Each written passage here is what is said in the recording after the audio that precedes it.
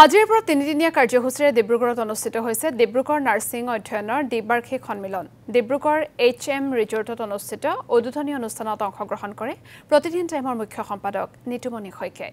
উদ্বোধনী অনুষ্ঠানত জ্যেষ্ঠ সাংবাদিকগৰাকীয়ে নাৰ্ছিং শিক্ষাৰ্থীসকলৰ সৈতে এক মত বিনিময় অনুষ্ঠানত অংশগ্ৰহণ কৰে।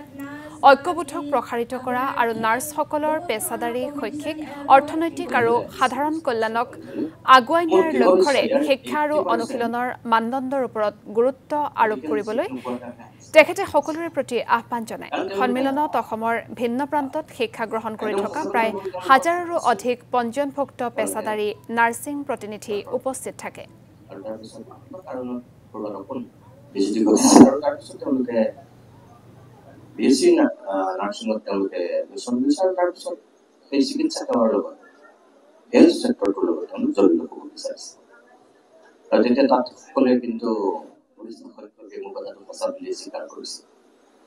ইয়াত মই সেইটোৱে প্ৰথমতে জানিব বিচাৰিছো যে কিহে অনুপ্ৰাণিত কৰিছে, নিজৰ বিবেক, নিজৰ মন, ঘৰ নে আন কিবা।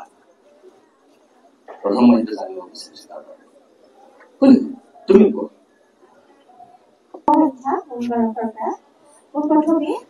ধন্যবাদ ছাৰ আপোনাক মোৰ আজি বাইনিয়েল কনফাৰেন্স একচুয়ালি এটো ষ্টুডেন্টৰ হয় অল আসাম ষ্টেট ভিত্তিক হয়। ইয়াৰ পৰা যি কিগৰাকী প্ৰথম হ'ব তেওঁলোক নেশ্যনেল লেভেলত ৰিপ্ৰেজেন্ট কৰিব আৰু আমাৰ এই প্ৰগ্ৰামটো আমি 22, 23, 24 সেপ্টেম্বৰত কৰা কথা আছিল, কিন্তু যেহেতু এটা বহুত দুখৰ ঘটনা এটা হ'ল অসমক জুকাৰি গ'ল, তো আমি এতিয়া আজিৰ পৰা আৰম্ভ কৰিছো আৰু আমি আৰম্ভণি কৰিছো আমাৰ ষ্টুডেন্ট খিনিক নিতুমণি শইকীয়াদেৱ তেওঁ প্ৰতিদিন টাইমছৰ এডিটৰ ইন চিফ তেখেতৰ লগত যাতে ষ্টুডেন্ট খিনিয়ে এটা অন্তৰংগ আলাপ এটা যাতে কৰিব পাৰে, কাৰণ আমাৰ নাৰ্ছিং ষ্টুডেন্টছ বিলাকে নিজৰ মনৰ কথা খুলি ক'বলৈ ক'তো জেগা নাপায়, ক'তো প্লেটফৰ্ম নাপায়।